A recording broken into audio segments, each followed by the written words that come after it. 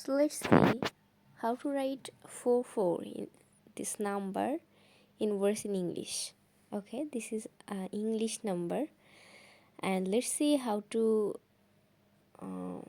write this number.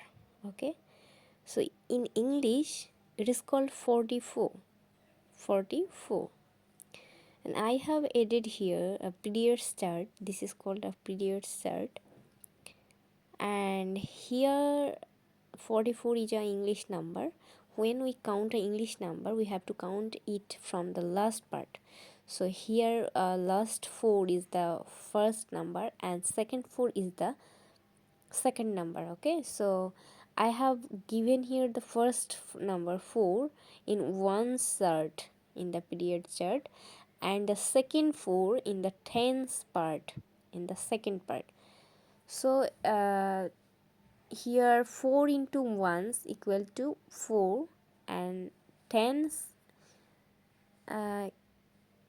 into 4 equal to 40. So 40 sum 4 equal to 44. So in English we can call it 44. Okay, and if we see the example, 44 birds are here. 44 birds are here. And if we see the correct pronunciation of this word or this number, it's 44.